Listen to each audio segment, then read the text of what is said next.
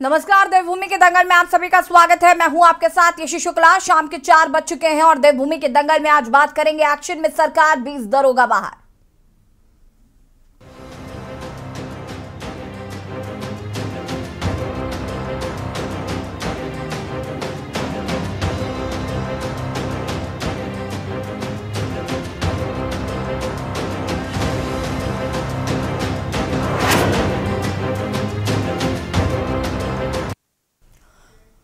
उत्तराखंड देवभूमि में भर्ती घोटालों और परीक्षाओं में हुई धांधली का भांडाफोड़ लगातार धामी सरकार में हो रहा है। साथ ही बड़ी कार्रवाई उन अपराधियों के ऊपर भी हो रही है जो इन गंभीर मामलों में सम्मिलित हैं।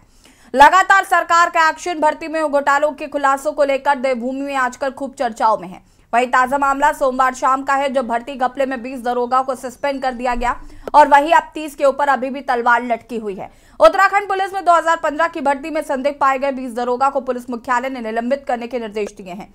विजिलेंस जांच के बाद इनकी सूची पर पुलिस मुख्यालय को भेजी गई थी, जिसके बाद डीजीपी अशोक कुमार ने जांच पूरी होने तक जिला प्रभारियों को इन्हीं सभी दरोगा को निलंबित करने के निर्देश दिए हैं। इसके अलावा 30 और दरोगाओं के खिलाफ कार्रवाई हो सकती है।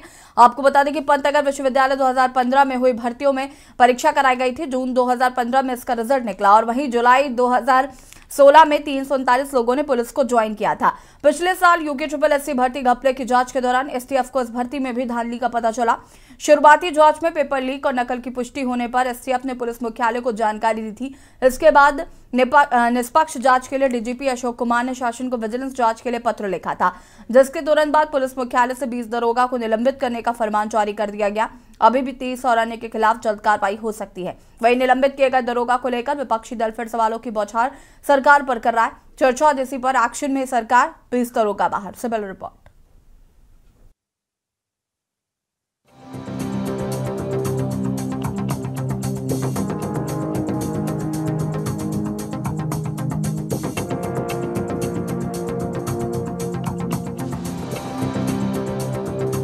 वहीं दरोगा भर्ती मामले में अब तक की सबसे बड़ी कार्यवाही के रूप में सस्पेंड किए गए 20 दरोगा के मामले में ADG डॉक्टर V मुरुगेशन ने बताया कि यह कार्यवाही पुलिस महानिदेशक अशोक कुमार के आदेश के तहत की गई है। आदेश में साफ तौर पर कहा गया है कि जब तक इस मामले की पूरी जांच नहीं हो जाती, संदिग्ध 20 दरोगा निलंबित रहेंगे। ऐसा है ना, इस पे विजिलेंस ने अपनी इन्वेस्टिगेशन आगे बढ़ रही है। तो विजिलेंस की तरफ से जिसमें भी इन्वेस्टिगेशन में जिसको भी अपना संदिग्ध पाया जा रहा है, करीब 20 लोग हैं। उनको प्रमा पेशिया इन्वेस्टिगेशन में जो आने का तथ्य तो रखते हुए डीजी साहब ने ये निर्देश दिए हुए कि इनको इन्वेस्टिगेशन कंप्लीट होने तक निलंबित किया जाए। दारोगा भर्ती मामले पर लगातार सरकार का एक्शन जारी है, तो वहीं बीजेपी का मानना है कि दारोगा भर्ती मामले में पूर्ण रूप से कांग्रेस जिम्मेदार है, क्योंकि उस समय हरीश रावत की सरकार थी और उनके समय पर ही इस तरीके की भर्ती में घोटाला का पर्दाफाश भाजपा की सरकार ने किया है और जल्द ही बीजेपी की सरकार नकल विरोधी कानून प्रदेश में लाने वाली है, ताकि युवाओं के भविष्य को अंधकार में न डाला जाए। भले ही हरीश रावत पूरे मामले पर राजनीति कर रहे हों, लेकिन दारोगा भर्ती मामले पर कांग्रेस की सरकार पूर्ण रूप से लिप्त है। बिल्कुल, देखिए निश्चित रूप से जो इस प्रकार का ये जो दरोगा भर्ती जो ये घोटाला सामने आया है, बिल्कुल कांग्रेस के समय में ये जो इस प्रकार से जो ये भर्ती घोटाला हुआ है, इसका आज पटाक्षेप हुआ है उस समय की, क्योंकि कांग्रेस की जो सरकारें रही हैं हमेशा से ही कई घोटालों में अगर इनके घोटाले अगर उजागर हो रहे हैं तो आज के समय में हो रहे हैं, क्योंकि हमारी सरकार जो है पारदर्शिता के साथ काम कर रही है। हमारी सरकार ने किया, माननीय मुख्यमंत्री श्री पुष्कर सिंह धामी जी ने लगातार जो नकल विरोधी जो कानून है वो सख्त कानून लाने जा रहे हैं, ताकि इस प्रकार की घटना दोबारा न हो। वहीं दरोगा भर्ती मामले पर पूर्व मुख्यमंत्री हरीश रावत ने लगातार भर्तियों में हो रहे घोटाले को लेकर गांधी पार्क में कई शीर्ष नेताओं के साथ मौन व्रत भी रखा। उनका मानना है कि अगर कहीं पर भी हमारे समय पर घोटाला हुआ है तो उस घोटाले में जो भी लिप्त है उनके खिलाफ कार्यवाही होनी चाहिए, क्योंकि यह बेहद गंभीर और तकलीफ देने वाला मामला है। कोई भी घोटाला हो और घोटालों की तह तक जाइए, जो भी उसमें सम्मिलित हैं उन सबको दंडित करिए। और बड़े दुख की बात यह है कि पंतनगर विश्वविद्यालय जो अंतर्राष्ट्रीय स्तर का विश्वविद्यालय है, उसके अंदर उसके डीन इस घोटाले में सम्मिलित बताए जा रहे हैं। बड़ी तकलीफदेह बात है। यूके SSSC भर्ती घोटाले में चर्चित नाम हाकम सिंह का आने के बाद से जब एसटीएफ ने हाकम सिंह से पूछताछ की तो इस मामले का खुलासा हुआ था। अब तक सोशल मीडिया में हाकम सिंह के साथ 2 नवचयनित दरोगा के फोटो आने से शक और गहरा गया था। तभी से लेकर लगातार एसटीएफ इस मामले को खंगालने में लगी थी। जब सोशल मीडिया में अकाउंट खंगाले गए तो उनके पोस्ट से जांच एजेंसियों को 7 साल पहले हुई दरोगा भर्ती में घपले के सुराग हाथ लगे हैं। जांच आगे बढ़ती तो घपला परत दर परत खुल ही जाता। अब इस मामले में भी इस दरोगा को निलंबित कर दिया गया है, तो वहीं 12 के खिलाफ मुकदमा भी दर्ज किया गया है। लेकिन सूत्र यह बताते हैं कि जल्द ही 30 अन्य लिप्त लोगों के खिलाफ भी बड़ी कार्यवाही विभाग द्वारा की जाएगी। देहरादून से राजेश वर्मा की रिपोर्ट। उत्तराखंड में वर्ष 2015-16 में हुई पुलिस उप निरीक्षक सीधी भर्ती मामले की जांच में संदिग्ध पाए गए 20 उप निरीक्षकों को सोमवार को निलंबित कर दिया गया है। प्रदेश के अपर पुलिस महानिदेशक एवं कानून व्यवस्था की वी मुरुगेशन ने बताया कि 2015-16 उप निरीक्षक सीधी भर्ती में कथित अनियमितता की जांच सतर्कता विभाग द्वारा की जा रही। उसकी अभी तक की जांच में 20 उप निरीक्षक संदिग्ध पाए गए हैं। उन्होंने बताया है कि पुलिस महानिदेशक अशोक कुमार ने जांच पूरी होने तक इन उप निरीक्षकों को निलंबित करने के निर्देश दिए हैं। निलंबित उप निरीक्षकों में सर्वाधिक 7 इस समय उधम सिंह नगर जिले में तैनात है, जबकि देहरादून में 5, नैनीताल में 4 और एक चमोली, चंपावत, पौड़ी, गढ़वाल और राज्य आपदा प्रतिवादन बल में तैनात है। प्रदेश के मुख्यमंत्री पुष्कर सिंह धामी ने कहा कि उनकी सरकार सुशासन के लिए संकल्पबद्ध है और गड़बड़ी करने वालों को किसी कीमत पर नहीं बख्शा जाएगा। उन्होंने ये भी कहा कि भर्तियों में अनियमितताओं को बिल्कुल बर्दाश्त नहीं किया जाएगा। भर्ती प्रक्रियाओं को पारदर्शी बनाने का पूरा प्रयास किया जा रहा है। उन्होंने कहा कि प्रदेश में जल्द ही देश का सबसे सख्त नकल विरोधी कानून बनाया जाएगा। गौरतलब है कि उत्तराखंड में भर्ती परीक्षाओं में गड़बड़ी की शिकायतें लगातार मिल रही हैं। प्रदेश के अधीनस्थ सेवा चयन आयोग द्वारा आयोजित की गई परीक्षाओं के प्रश्न पत्र लीक होने से मचे बवाल के बाद सरकार इन्हें आयोजित करने की जिम्मेदारी लोक सेवा आयोग को सौंप रही है। वहीं पर आयोग द्वारा 8 जनवरी को आयोजित पटवारी और लेखपाल पद की भर्ती परीक्षा का प्रश्न पत्र भी लीक हो गया, जिसके बाद उसे भी रद्द करना पड़ा। यह परीक्षा अब दोबारा 12 फरवरी को होगी। यूके SSSC परीक्षा में भर्ती घोटाले के खुलासे के दौरान यह बात सामने आई थी कि 2015-16 में हुई दरोगा भर्ती में भी व्यापक स्तर पर धांधली हुई।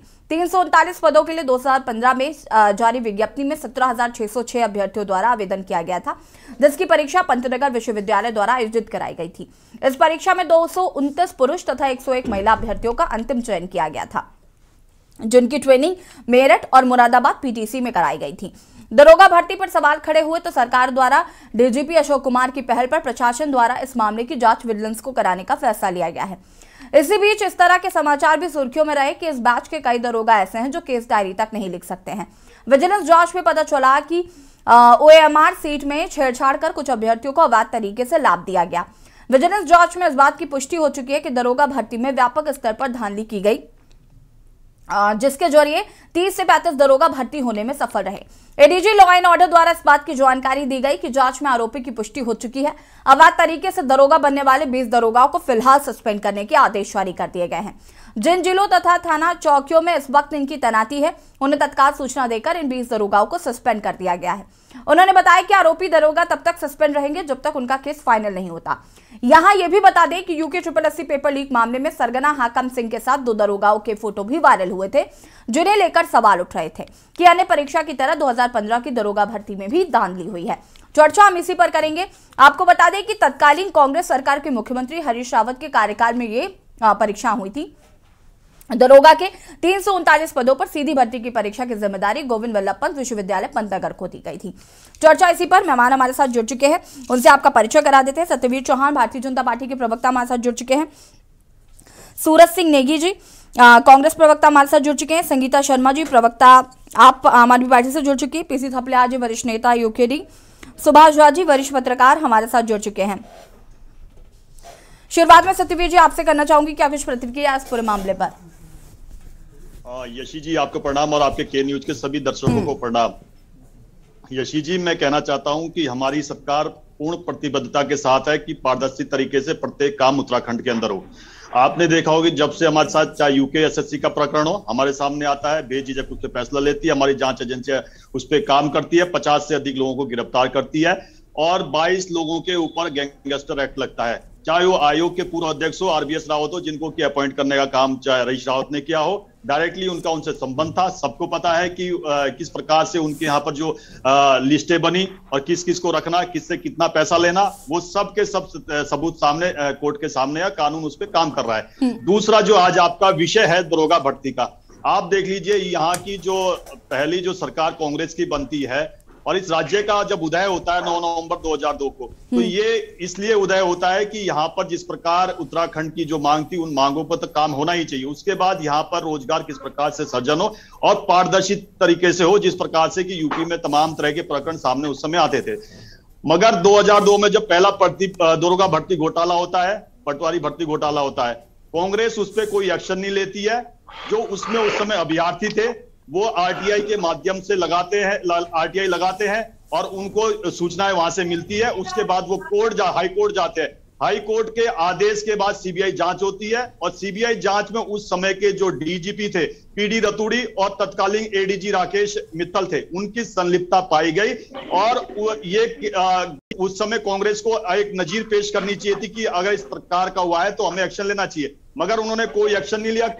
डायरेक्टली उनकी शय होगी इसलिए एक्शन नहीं लिया, तो वहां पर उस समय भी अभ्यर्थियों ने एक्शन किया और फिर 2012 से लेके 2017 में कांग्रेस की सरकार रही यहाँ पर। उस बीच में अच्छा नहीं, उससे पहले एक और बता देना चाहता हूं कि उसी समय मंडी परिषद के भी कुछ भर्तियां होती है, उसमें भी घोटाला सामने हुआ। उस समय भी कांग्रेस ने दूसरा एग्जाम्पल था कि उस समय वहां पर एक्शन ले सकते, वहां भी उन्होंने एक्शन नहीं लिया। मगर फिर 2012 से 17 तक इनकी सरकार रही, हरीश रावत की सरकार रही। उस समय जिस प्रकार से तमाम घोटाले, चाहे बीपीडीओ का घोटाला हो, चाहे फिर दरोगा भर्ती का घोटाला हो, उन्होंने उस समय भी कोई एक्शन नहीं लिया। हमारे सामने जब ये आता है, विजिलेंस को ये जांच दी जाती है और आपने देखा होगा मुख्यमंत्री जी ने एक्शन लेते हुए 20 दरोगाओं को तत्काल निलंबित किया है और अपना एसटीएफ और विजिलेंस अपना काम कर रही है और तार जोड़ने का काम कर रही है, कहां पर क्या हुआ है। मैं फिर कहना चाहता हूं कि हमारी सरकार ने पूर्ण प्रतिबद्धता के साथ जिस प्रकार से लोगों को हमसे आशाएं थी कि किस प्रकार से काम ये पारदर्शिता आनी चाहिए, वो उस पारदर्शिता के साथ सरकार काम कर रही है। मगर मैं फिर कहना चाहूंगा कि कांग्रेस के लिए तो वो वाक्य फिट बैठते हैं कि लश्कर भी मेरा, लश्कर भी अपना, सरदार भी अपना, सिस्टम भी अपना, घोटाला भी अपना, आओ मिलकर घोटालों का कीर्तिमान स्थापित करें। वो सामने में देखने आ रहा है आज तमाम, इसलिए क्यों नहीं सामने आके बोल देते कांग्रेस की हमारे समय पे जो हुआ कि ये सब हमारी संलिप्तताओं के कारण हुआ। हम तो जितने भी अभी देखिए, जैसे यूके एसएससी का प्रकरण आता है, मुख्यमंत्री किस प्रकार नहीं, तो आप जो अभी हो रहा है उस पर क्या कह रहे हैं कि हमारी संलिप्तता है, आप इस बात को स्वीकार कर रहे हैं क्या? अभी भी तो कम घोटाले, कम यहाँ पर धांधली नहीं हो रही है। सत्यवीर जी, आप कह रहे हैं कि आप जिम्मेदारी ले रहे हैं? जी सुन लीजिए, अब मेरी बात सुन लीजिए। कितना सुनाएंगे सत्यवीर जी? ना भी पहले आपने पूछा है तो सुन लीजिए। 8 तारीख को अगर एग्जाम होता है, 12 तारीख को पकड़े जाते हैं, 2015 में एग्जाम होता है और अब जाके सस्पेंड होते हैं। अगर इस तरीके से पूरी एक सरकार निकल जाती, फिर एक सरकार दूसरी बनती, उसके बाद अगर प्रकरण सामने आता तब माना जाता कि संलिप्तता होती है। संलिप्तता तब मानी जाती है कि अगर 2-2 सरकारें चली गई आके, मगर संलिप्तता इसलिए नहीं मानी जा सकती क्योंकि पहले ही ये तंत्र को जिम्मेदारियां दे रखी है कि एग्जाम में अगर किसी तरह की गड़बड़ियां पाई जाती है उसको तत्काल गिरफ्तार किया जाए और कानून का जो कानून सम्मत जो काम है, कानून अपना काम करेगा। आज हमारी विधानसभा में जिस प्रकार से कैबिनेट की मुख्यमंत्री जी बैठक करते हैं, वहां पर उम्र कैद की सजा, 10 करोड़ का जुर्माना, उसकी संपत्ति कुर्क करना, जब इस तरह के कानून अगर पहले बन जाते तो इनकी किसी की हिम्मत ना होती। इनकी 10 चौहान जी, इस पर आगे मैं विस्तार से चर्चा करूंगी। इस पर सूरज सिंह नेगी जी का जवाब लूंगी मैं। आप सभी हमारे साथ बने रहिए, चर्चा को आगे बढ़ाएंगे।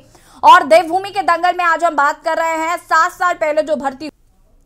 ब्रेक के बाद एक बार फिर से आप सभी का स्वागत है और देवभूमि के दंगल में आज हम चर्चा कर रहे हैं 7 साल पहले हुई भर्ती घोटाले को लेकर, जिस पर अब एक्शन लिया जा रहा है और चर्चा इसी पर लगातार। सूरज सिंह नेगी जी का जवाब मैं लेना चाहूंगी। सूरज सिंह नेगी जी, क्या कुछ कहना चाहते हैं पूरे प्रकरण पर? अनम्यूट कर लीजिए सर। यशी जी, आज उत्तराखंड प्रदेश में भर्ती घोटालों की बाढ़ आ गई है और उत्तराखंड के नौजवान हों या उनके अभिभावक हों, उनके सामने एक बहुत बड़ी समस्या खड़ी है। हमारे मित्र जो है भारतीय जनता पार्टी के युवा प्रवक्ता बहुत लंबी चौड़ी बातें कर रहे हैं, पर केवल लंबी चौड़ी बात करने से नहीं होगा। अपनी पीठ अपना आप थपथपाने से काम चलने वाला नहीं है। आप जिस नकल विरोधी कानून की बात कर रहे हैं, वो दूसरे राज्यों ने पहले ही बना दिया है। आप उसमें पिछले 6 सालों से भारतीय जनता पार्टी की प्रचंड बहुमत की सरकार इस प्रदेश में रही है, और जिन 2015 के दरोगा भर्ती घोटालों की ये बात कर रहे हैं, तो मेरा कहना यह है कि जो जीरो टॉलरेंस की सरकार है, पिछले 6 सालों से वो क्या करती रही, और जो हाकम सिंह है, और मैं तो ये कहता हूं कि हाकम सिंह तो एक मोहरा है, जो उसके मास्टरमाइंड है, जो उसके आका हैं, वो भी यूके ट्रिपल एससी का जो मामला हुआ उसमें भी हाकम सिंह को मुख्य किरदार बता रहे हैं, और दरोगा भर्ती घोटाले में भी हाकम सिंह मुख्य किरदार है। तो केवल ये हाकम सिंह मुख्य किरदार नहीं हो सकता, इसके आका जो है, जब तक उन सफेद पोश हों या ब्यूरोक्रेसी में बैठे हुए उच्च स्तर के अधिकारी हों, जब तक नहीं जाएगा, जब तक जांच का दायरा उनके गर्दन तक नहीं जाएगा, उनकी गर्दनें नहीं नपेंगी, तब तक ये रुकने वाला नहीं है। और आज उत्तराखंड का सूरज जी देखिए, लेकिन ये सवाल तो लाजमी है ना कि आपकी सरकार में ये भर्ती हुई, और सबसे बड़ी बात है, जैसे कि आज हम अभी कल जब डिबेट कर रहे थे कि ये जो अभी हाल ही में पटवारी भर्ती घोटाला हुआ, इसमें जो बड़ी बात देखने को मिली हुई ये कि इस सरकार में घोटाले उजागर हो रहे हैं। ऐसा तो हो नहीं सकता कि 2002 से लेकर 2022 तक कोई घोटाला ही नहीं हुआ और ये सरकार, ये जितनी भी सरकारें रही साफ सुथरी तरीके से चलती रही, ऐसा नहीं हुआ होगा। तो आपकी सरकार में भर्ती हुई तो ये घोटाला कैसे उजागर नहीं हुआ? कैसे मुख्यमंत्री, तत्कालीन मुख्यमंत्री को इस बात का अंदेशा नहीं हुआ? यसी जी, अब मैं अगर पिछले इतिहास पर जाऊं तो आज जो उत्तराखंड राज्य की नींव पड़ी है, उत्तराखंड राज्य की नींव पड़ते समय जिन अधिकारियों के ऊपर जिम्मेदारी थी, और मैं बड़े दावे के साथ कहना चाहता हूं कि माननीय टोलिया जी जब उत्तर प्रदेश संयुक्त राज्य हमारा उत्तर प्रदेश था, उस समय के सबसे ईमानदार अफसरों में थे। और जब राज्य बना, राज्य बनने के बाद टोलिया जी को राज्य की जिम्मेदारी मिली, तो उन पर भी कई तरह के आरोप लगे, और मैं नहीं समझता कि जो बेदाग छवि जो थी, उनकी छवि कहीं ना कहीं धूमिल होने का काम हुआ।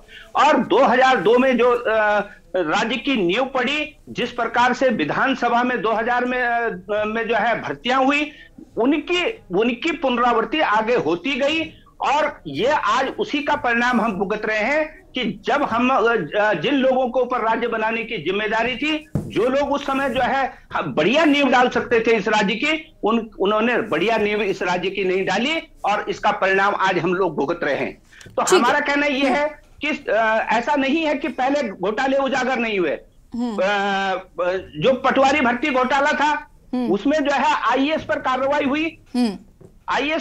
हुई, और पुलिस के वरिष्ठ अधिकारियों पर कार्रवाई हुई। आप ये बताइए कि यूके ट्रिपल एससी में केवल एक रिटायर्ड अधिकारी को आप कह रहे हैं कि हरीश रावत जी ने उसकी नियुक्ति की थी, तब वो चलते रहे। अरे पिछले 6 सालों में आपकी प्रचंड बहुमत की डबल इंजन की सरकार, क्योंकि उससे पहले अगर आप देखेंगे तो चाहे कांग्रेस की सरकार रही हो, चाहे भारतीय जनता पार्टी की सरकार रही हो, गठबंधन सरकारें रही हैं, पूर्ण बहुमत की सरकार इस प्रदेश में पहली बार 2017 में आई है, और पूर्ण बहुमत ही नहीं, प्रचंड बहुमत की सरकार आई है। उसके साथ जो है डबल इंजन, ट्रिपल इंजन की सरकार यहां पर रही है, और डबल इंजन और ट्रिपल इंजन की सरकारों में जब घोटाले होते हैं तो यह बहुत शर्मनाक बात है, क्योंकि पहले की सरकारों के पास तो जो है अल्पमत की सरकारें थी। सरकार में फिर किस प्रकार से हरीश रावत जी की सरकार को बार बार गिराने का काम किया गया, राष्ट्रपति शासन लगाने का काम किया गया, कांग्रेस के विधायकों को, मंत्रियों को खरीदने का काम किया गया, ये किसी से छुपा हुआ नहीं है। तो उस समय काम करने का जो माहौल था, सरकार को पूरा खुला हाथ नहीं मिल रहा था काम करने को। और आज प्रचंड बहुमत की सरकार है, पिछले 6 सालों में भारतीय जनता पार्टी की डबल इंजन की प्रचंड बहुमत की सरकार एक भी भर्ती नहीं कर पाई है। और यशी जी, मैं तो खुद भुक्तभोगी हूं। मेरा कहना यह है कि जा पैरों नहीं पड़ी विवाही, सो क्या जाने पीड़ पड़ाई। हम 3 भाई हैं, हमारे 6 बच्चे तैयारी कर रहे हैं पिछले 6 सालों से। उनको जो है पहले तो परीक्षा आयोजित नहीं कराती राज्य सरकार, और जब परीक्षा आयोजित नहीं हो रही है उसके बाद अगर परीक्षा आयोजित होती है तो घोटाले दर घोटाले, घोटाले दर घोटाले। सत्यवीर जी रुकिएगा।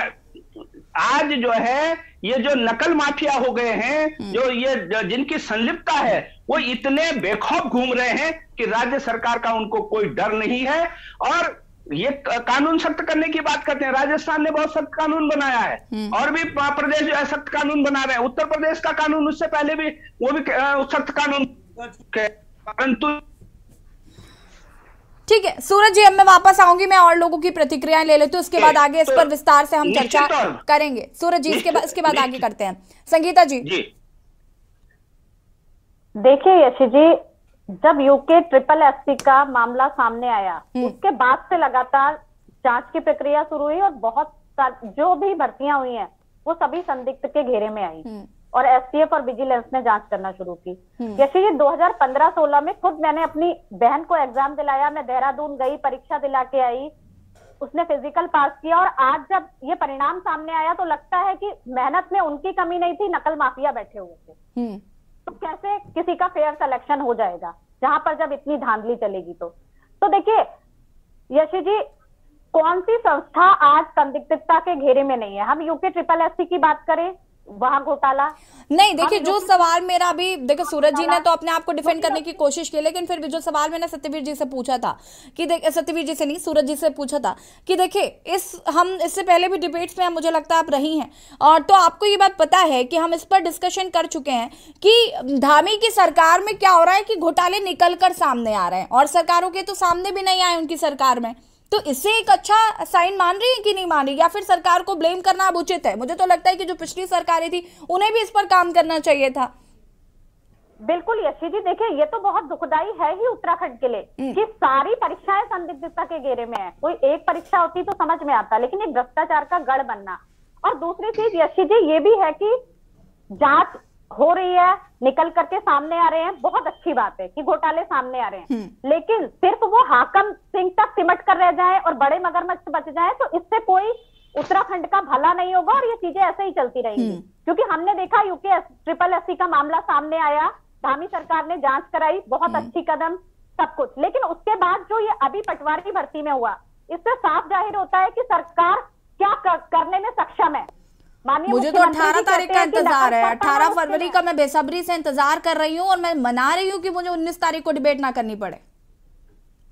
अच्छी जी, सभी ये सोचते होंगे कि जो हमारे यहाँ के बेरोजगार बच्चे हैं जो परीक्षाएं देने जा रहे हैं उनके साथ बिल्कुल ऐसा ना हो। तो सबसे पहली बात तो यशी जी, जो ये संस्थाएं हैं जो पेपर करा रही हैं, चाहे वो पंतनगर यूनिवर्सिटी हो, इन सभी संस्थानों पर की विश्वसनीयता पर जो प्रश्न खड़े हुए हैं उसको भी सरकार को खत्म करना पड़ेगा, क्योंकि वहां के अध्यक्ष बच जाते हैं, क्या उनकी जिम्मेदारी नहीं है? पुलिस अपनी जिम्मेदारी निभा रही है, सत्यवीर जी इसके बाद सबकी प्रतिक्रियाओं के बाद जिम्मेदारी, विजिलेंस अपनी जिम्मेदारी निभा रही है, लेकिन इन संस्थाओं में जो बड़े पद पर बैठे हुए लोग हैं वो अपनी जिम्मेदारी का निर्वहन कब करेंगे? तो सवाल ये भी है, जब तक उन पर कार्यवाही नहीं होगी, उन पर शिकंजा नहीं कसा जाएगा, तब तक ये भर्ती घोटाले यशी जी यूं ही होते रहेंगे। बिल्कुल, मैं इत्तेफाक रखती हूँ उस बात से कि बड़े मगरमच्छों का पकड़ा जाना बहुत जरूरी है। इसके बाद पीसी थपलियाल जी और सुभाष जी आपका रुख करूंगी, मैं चर्चा को आगे बढ़ाएंगे। और देवभूमि के दंगल में आज हम बात कर रहे हैं भर्ती घोटालों को लेकर।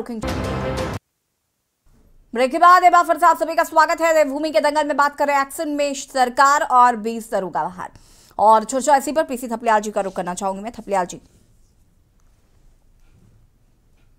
देखिए कि धामी सरकार तमाम भ्रष्टाचार के केसेस को हैंडल कर रही है, और हैंडल करने के लिए विवश हुई है। इसलिए विवश हुई है कि जब आरटीआई के माध्यम से बेरोजगार संगठन के नेताओं ने ये पता किया कि यहाँ पे धांधली हुई है, उस धांधली को अनुभव नहीं था अनुभवहीन मुख्यमंत्री को कि कैसे दबाएं, और वो उलझ गए। अब उलझते उलझते इतना उलझ गए कि आज जनता का विश्वास ही हट गया है इन सरकारों से।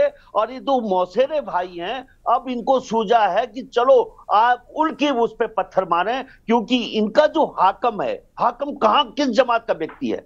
हाकम इन्हीं की जमात का व्यक्ति है। और उस तोते के माध्यम से अब ये वहां अटैक करने जा रहे हैं हरीश रावत की जन्नत को, जिससे कि लोगों का ध्यान बट जाए कि देखो ये भी बड़े घोटालेबाज थे। ठीक है, हम नहीं कहते कि वो बहुत स्वस्थ छवि के थे, लेकिन हमने पटवारी घोटाला देखा, पटवारी घोटाले में डीएम लामा साहब को हमने सस्पेंड करते हुए देखा, हमने पुलिस घोटाला देखा था जिसमें कि डीजी रतूड़ी साहब और जो थे वो आज भी टेंशन में, आज भी वो कंप्लीट नहीं हुआ क्योंकि सीबीआई के पास केस है। जहां तक सवाल इनका आता है, इनका जब विधानसभा की भर्तियां हुई थी तो विधानसभा भर्तियां का जो लिस्ट प्रेमचंद पहले उससे करवाना चाह रहे थे, त्रिवेंद्र से, त्रिवेंद्र ने नहीं किया, तीरथ ने नहीं किया। अब इस व्यक्ति ने विचलन करके वो अवैध भर्तियों को जो किया है वो तो वैसी की वैसी खड़ी है हमारे आगे। धामी विचलन वाला ये बताइए थपलिया जी धामी जी को इतना कुछ कहा गया इन भर्तियों पर, एक नाम हरीश रावत जी का आ गया, तो हरीश रावत जी बेचारे क्यों और धामी जी फिर बेचारे क्यों नहीं? इसलिए बोल रहा हूं कि नेता तो कहीं आते ही नहीं मैडम, क्योंकि वो भी खुद बोलता है। हरीश रावत क्या बोल रहे हैं कि साहब वो देखो कितना बुरा है कि दीन ने ये काम कर दिया, क्योंकि जिम्मेदारी तो दीन की थी, नेताओं की कभी जिम्मेदारी होती ही नहीं है मैडम। लेकिन इसमें विधानसभा घोटाले में नेताओं की सीधा सीधा जिम्मेदारी है, सीधा सीधा, उसमें इनको क्यों नहीं कटघरे में खड़ा किया जा रहा है, ये सवाल आज हमारा है, जनता ये पूछ रही है। इनके तमाशे को हम ऐसे ही झेलते रहेंगे? ये विचलन करने वालों को कब हम कटघरे में खड़ा करेंगे? क्योंकि तुमने कार्यपालिका के सब लोगों को अंदर कर दिया है। तुमने यूपी SSSC के RVS रावत बेचारे वो 3 अधिकारी अंदर हैं, लेकिन हाकम तोता अब इनका वो तोता बन गया है जो बोलेगा वो अपराधी, जिसको चाहे अपराधी घोषित कर ले। उसका बोलने से उसके साथ 2 पुलिस वाले दिखाई दिए, लेकिन हम ये भी जानते हैं कि उसके साथ DGP भी दिखाई दिया, उसके साथ त्रिवेंद्र भी दिखाई दिया, उसके साथ कोई भाजपा की जमात के नेता दिखाई दिए, क्योंकि वो भारतीय जनता पार्टी की जमात का था। आज अंकिता हत्याकांड क्यों दब गया है? यहां पे तो बोल रहे कि अकाउंट देख रहे हैं। अरे अंकिता हत्याकांड में अकाउंट क्यों नहीं देख रहे तुम? वहां कहां गए तुम्हारे अकाउंट? तुम क्यों नहीं बोलते कि 17 तारीख 18 तारीख 19 तारीख कौन लोग थे मौजूद उस रिजॉर्ट में? ना, ये लोग सातिर अपराधी हैं। सत्यवीर जी, सुभाष झा की प्रतिक्रिया के बाद आऊंगी आपके पास। ये बहुत ही हमारे राज्य के साथ धोखा रच रहे हैं, धोखा ये है। तो मैडम कई सवाल हैं, जिन सवालों को आगे भी हम रखेंगे, लेकिन ये प्रमुख सवाल है कि विधानसभा की भर्तियों में जो शामिल नेता देखिए, ये सवाल तो है कि सरकार अगर इतनी ईमानदार है तो फिर जाहिर सी बात है प्रेमचंद अग्रवाल अब तक उस गद्दी पर नहीं होते जहां पर वो विराजमान है, और विदेश भी जा रहा है व्यक्ति। देखिए कितने बड़े मतलब बोल रहे हैं कि हम बहुत साफ सुथरे हैं, साफ सुथरे हैं, शर्म भी नहीं आती है बोलते हुए कि हम साफ सुथरे हैं। मैं वापस आती हूँ इस पर। सुभाष झा जी क्या कहना चाहते हैं पूरे प्रकरण पर? अनम्यूट कर लीजिए सर। हेलो जी, और माफी चाहूंगी कि आपके पास काफी देरी से आ रही हूं मैं। आवाज आ रही है ना? हाँ जी, कंटिन्यू करिए। सबसे पहले यहाँ की पहाड़ की राजनीति का, उत्तराखंड की राजनीति का मूल चरित्र को समझना पड़ेगा। एक हाकिम सिंह जो कांग्रेस का भी सारे नेताओं का प्यारा है, एक हाकिम सिंह जो भाजपा के भी सारे नेताओं का प्यारा है, वही हाकिम सिंह जो यहाँ कांग्रेस के समय के जो अधिकारी कहते थे उनका भी प्यारा था, वही हाकिम सिंह भाजपा के समय के जो अधिकारी थे उनका भी प्यारा था। आप इससे समझिए कि एक हाकिम सिंह एक उदाहरण मात्र है। इससे पहले अभी कुछ दिन पहले थपलियाल जी को मैंने चुटकी ली थी कि आपको कांग्रेस और भाजपा दोनों लगता है कि अब अच्छा लगने लगा, तो जोशीमठ वाले सवाल पे जोशीमठ जो सवाल हुआ उसमें भी कांग्रेस और भाजपा एक दूसरे के बटन खोल रहे थे और अब एक दूसरे को ढकने में लग गए। उससे पहले भी यही हुआ, तमाम घोटालों, इससे पहले जो घोटाले हुए वो भाजपा के घोटाले थे, अब चूंकि कांग्रेस का घोटाला एक जरूरी था, अब जब जरूरी होगा तो फिर होगा कि तुम भी चुप रहो, मैं भी चुप रहता हूँ, फिर तू हमारी भाषा बोल, मैं तुम्हारी भाषा बोलता हूँ, और फिर ले दे करके ठगा जाएगा यहाँ का नौजवान, और ठगे जाएंगे यहाँ के लोग, और ठगी जाएगी यहाँ की राजनीति। ये टोटल सिनेरियो जो है ये आज का नहीं है, ये पूरा का पूरा ये तंत्र जो है, इस तंत्र को समझिए कि आपको सचिवालय में घोटाला हुआ, उसमें कांग्रेस के नेता के भी कहते थे, भाजपा के नेता के भी कहते थे। अब चूंकि कांग्रेस के बीच का मामला नहीं, 7 साल ये लोग क्या कर रहे थे? कोई भाजपा से पूछे कि 7 साल आपको कैसे नहीं पता था? जाहिर है इसमें से कोई अपराधी भी दरोगा बन गया होगा, संभव है, संभव है कोई नारकोटिक्स का बड़ा अपराधी सप्लायर जो है वो दरोगा बन गया होगा, संभव है। अब सवाल ये उठता है, ये भी संभव है कि ये लोग अच्छे से अच्छे नौजवानों को भटका के अपराधी बना दिए होंगे, ये भी संभव है। सवाल ये उठता है कि इस पूरे जंजाल जो है, पूरा जाल जो है, यहाँ के लोगों को समझने की जरूरत है कि इस चीज को समझिए कि यहाँ एक खास अधिकारियों की लॉबी और खास नेताओं की लॉबी, वो जैसे चाहती है वैसे चलाती है, एक दूसरे को गाली देकर के उलझाते हैं और फिर दोनों के दोनों चुप हो जाते हैं। और फिर इसमें भी यही होगा, इसमें भी हमारे जो नेगी जी हैं और हमारे भाजपा के प्रवक्ता हैं, देखिएगा 10 दिन बाद भाषा बदल जाएगी दोनों की और दोनों फिर ठीक हो जाएगी, क्योंकि एक नया घोटाला नहीं था, नया घोटाला सामने आएगा, 50 में आएगी। ठीक है सुभाष जी, वापस आएंगे आपके पास। सत्यवीर जी अपनी बात को पूरा कर सकते हैं आप। ये जो बात अभी यहाँ पर वरिष्ठ पत्रकार जी हमारे कह रहे थे कि कांग्रेस का आना बहुत जरूरी था, एक दूसरे पर आरोप लगा दो, उसके बाद विपक्ष का मुंह बंद कर दिया, खत्म कहानी। करने की जो शैली है वो अन्य दलों से बिल्कुल अलग है, और हमारी कार्यशैली में पारदर्शिता हमेशा रहती है, शुचिता हमेशा रहती है, सुशासन हमेशा रहता है, और उसी का ये परिणाम है कि अभी आपने देखा होगा कि चाहे हमारे समय पे किसी ने अगर इस तरह की गलती करी है या आपको मेरी आवाज आ रही है? अभी जोशी मठ पर इसरो का इन लोगों ने जो इसरो का रिपोर्ट इन लोगों ने नहीं आने दिया। ये क्या जहाज ही रुक जाइए, जहाज ही रुक जाइए। 2 साल से लोग अंकिता के हल्ला हो रहा है, तो वीआईपी कौन था इसका नाम बताइए, ये लोग नहीं बता रहे। आपके प्रश्नों का जवाब दे रहा हूँ, इतना विचलित मत होइए, थोड़ा रुक जाइए। आपके प्रश्नों का भी जवाब दे रहा हूँ, ऐसा नहीं कि आपके प्रश्नों से भाग जाऊंगा मैं, हम भागने वाले लोगों में से नहीं है। ठीक है सत्यवीर जी कंटिन्यू करिए, मुद्दे पर आइए प्लीज। जवाब देते पीछे जवाब नहीं देते हम। सत्यवीर जी मुद्दे पर आइए। कारण है कि 18 से अधिक राज्यों में हमारी सरकारें हैं और सुचिता के साथ सरकारें चल रही है। और दूसरा मैं कहना चाहता हूँ, मैं इंटरनेट पे भी मिल जाती हैं, वो बताइए ना जो हमें नहीं पता है सर। अगर हाकिम हमारा प्यारा होता तो आज जेल की सलाखों के पीछे ना होता, उसके गैंगस्टर एक्ट ना लगा होता। ये सवाल उठ रहा है कि जो बड़े बड़े नेता, एक सेकंड रुकिए सत्यवीर जी, जो बड़े बड़े नेता है आपके, वो क्यों नहीं है जेल के पीछे? प्रेमचंद अग्रवाल जी अभी भी उसी गद्दी पर कायम कैसे हैं? विदेश का दौरा कैसे कर रहे हैं? जवाब देंगे क्या इन सवालों का? सबको सुना, उनके प्रश्नों का जवाब देने दीजिए। सत्यवीर जी कंटिन्यू करिए ना, फिर कंटिन्यू करिए, मुद्दे पर आइए। अब आप बीच में इस तरीके से डिस्टर्ब करोगे तो फिर कैसे होगा? ठीक है, दूसरा मैं कहना चाहता हूं, कंटिन्यू करिए। दूसरा मैं इनका कहना चाहता हूँ, तबलियात की बड़ी बड़ी बातें कर रहे थे, 2 सरकारों में रहे, उस समय कौन सी मलाई खा रहे थे? आज इनका स्टेट सिंबल छीन गया तो इतनी बौखलाहट हो गई। अरे ये बताइए जरा।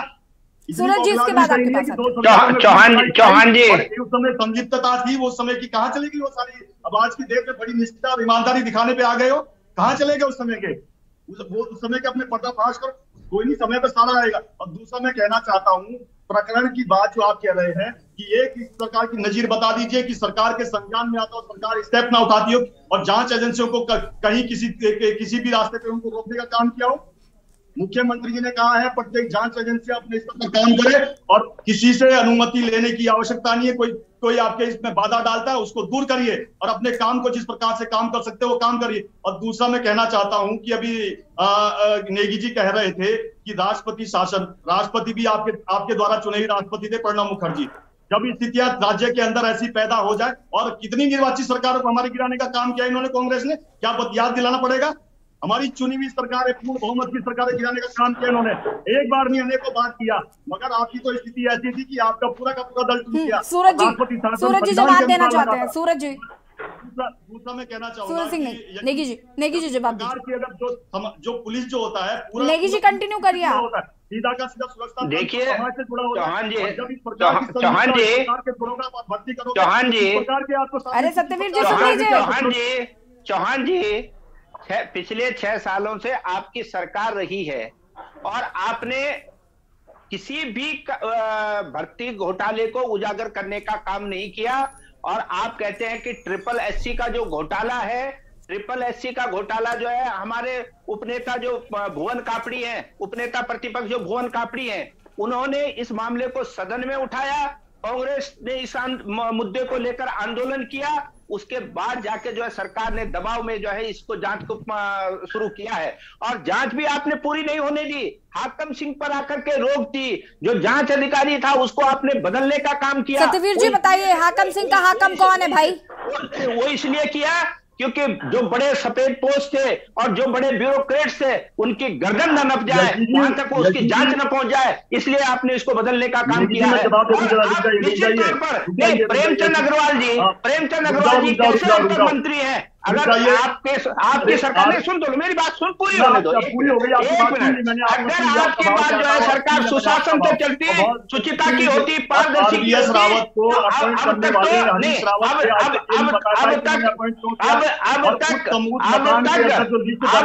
है प्रेमचंद अग्रवाल आज मंत्री न होते। ठीक है सूरज सिंह नेगी जी, ठीक है वापस आते हैं आपके पास, रुकेगा सत्यवीर जी को सुन ले जरा। जांच आगे बढ़ेगी, अभी कितने दरोगा सामने आएंगे वो पता चलेगा। और ये नहीं तो क्या आप कांग्रेस में जो भर्ती हुई है बस उनके दरोगा ही ढूंढते रह जाएंगे क्या आप? हाकम सिंह का हाकम कौन है, ये कब ढूंढा जाएगा? यशी जी, मैं एक उदाहरण देना चाहता हूँ इनको। पूर्व प्रधानमंत्री पीवी नरसिम्हा राव थे, हमारे इस देश के प्रधानमंत्री स्वर्गीय राजीव गांधी जी रहे। सबसे मजबूत सरकार उनको मिली, 409 का आंकड़ा उनको संसद के अंदर मिला। जब उनकी हत्या होती है उससे पहले 3 बार जो उस समय के जो साजिश करता थे और जिनकी हत्या में संलिप्त थे, वो एक मंच जो शेयर करते, पीवी नरसिम्हा राव के साथ मंच शेयर करते हैं, करुणानिधि के साथ मंच शेयर करते हैं, और तमिलनाडु की सरकार है उसके साथ मंच शेयर करते हैं। क्या कांग्रेस मानती है कि पीवी नरसिम्हा राव और तमाम जो मुख्यमंत्री थे उस समय के, क्या उनकी मिली भगत थी कि जो राजीव गांधी की हत्या हुई थी? इस प्रकार के जो लोग होते हैं ये सरकार के बचने नहीं चाहिए, मगर इस प्रकार से किसी के ऊपर आरोप लगाना भी निराधार होता है। कि आप मान लोगे कि उस समय की जो राजीव गांधी की हत्या हुई थी वो सारे लोग उस समय उन लोगों ने षड्यंत्र किया था उनके खिलाफ? हम बिल्कुल कभी नहीं मानेंगे उस बात को, मगर मैं कहना चाहता हूँ जो सिस्टम में इस तरह के लोग हैं ये सामने आने चाहिए। और सत्यवीर जी आप मुझे एक बड़ा नेता बता दीजिए जो पकड़ा गया हो हाकम सिंह के अलावा, हाकम सिंह के अलावा, मेरी बात सुन लीजिए सत्यवीर जी सुन लीजिए। हाकम सिंह के अलावा अभी तक आपने कोई भी, इसके अलावा कोई व्यक्ति पकड़ा ही नहीं जा रहा है, तो हाकम सिंह ही मेन आदमी था जिसकी वजह से ये सब हुआ? ऐसा तो हो ही नहीं सकता। यशी जी आप मुझसे पूछ रहे? सत्यवीर जी आपसे ही पूछूंगी, सत्ता में हैं आप। हाँ यशी जी, मैं आपको कहना चाहता हूँ, जांच आप ये बता दीजिए, जब एसटीएफ की जांच गठित होती है, हाकम सिंह भी पकड़ा जाता है। जब सीबीआई जांच की बात कही जा रही है तो क्यों नहीं करा रहे आप सीबीआई जांच? आप सीबीआई जांच करा दीजिए ना, विपक्ष को भी संतुष्टि मिल जाएगी, आम जनता को भी संतोष मिल जाएगा। सीबीआई जांच पे बात कर लेते हैं यशी जी, सीबीआई जांच पे बात कर लेते हैं। मैं आपको 2 अपडेट बता देता हूँ। सीबीआई जांच पे कांग्रेस जाती है हाईकोर्ट, हाईकोर्ट से क्या आता है? हाईकोर्ट कहता है कि जो सरकार की जो कार्य करने की शैली है, जो वहाँ की फंक्शनिंग है, वो सही से काम कर रही है। पुरानी बात है, उस पर हम बातचीत कर चुके हैं। देता हूँ यशी जी, कल का ही उदाहरण मैं आपको दे देता हूँ। सुप्रीम कोर्ट, जोशीमठ के लिए सुप्रीम कोर्ट गए लोग, गए कि सूरज जी इसके बाद आती हूँ मैं। क्या बोला कि वहाँ की सरकार बहुत ही अच्छा काम कर रही है और वहाँ की जो लोकतांत्रिक चुनी गई स्वता है, जो सरकार है उसको काम करने देना चाहिए जब इस प्रकार का अच्छा काम हो रहा है। आप देखिए सुप्रीम कोर्ट भी हमारे फेवर में, हाई कोर्ट भी हमारे फेवर में, न्याय की व्यवस्था के ऊपर तो सरकार भी नहीं है ना।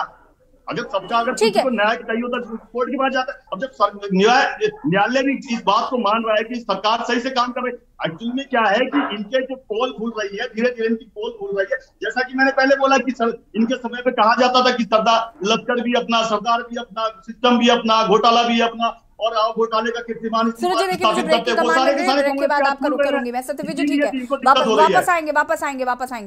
आप सभी हमारे साथ बने रहिए। खबरों का सारथी।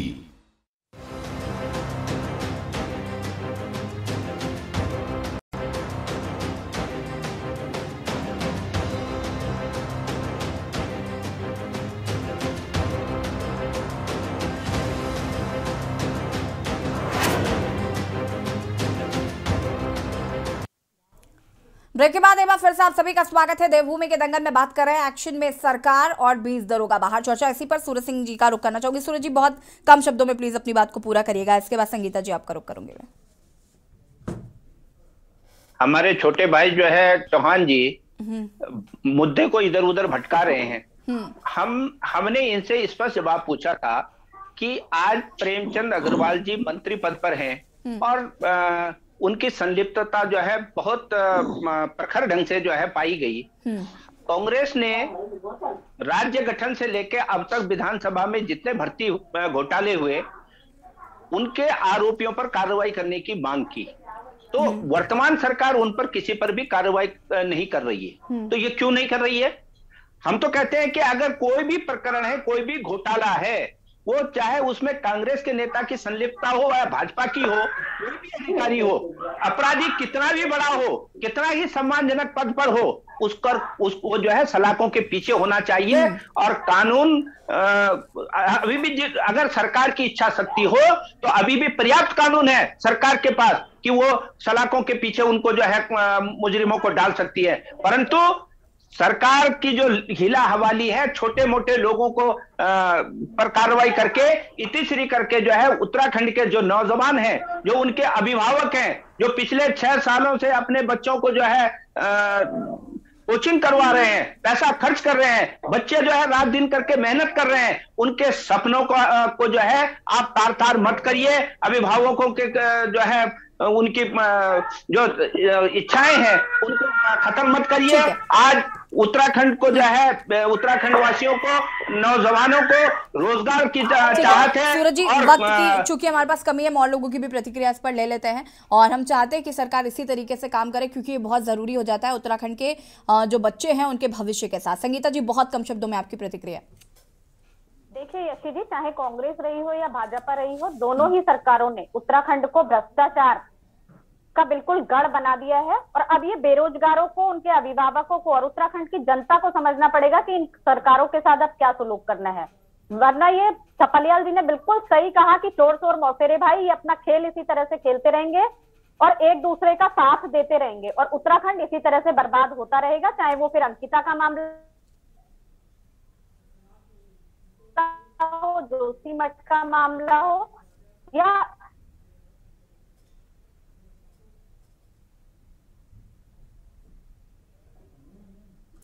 संगीता जी, रोजगार का मामला हो, तो अब उत्तराखंड की जनता को समझने की जरूरत है कि वो इनको।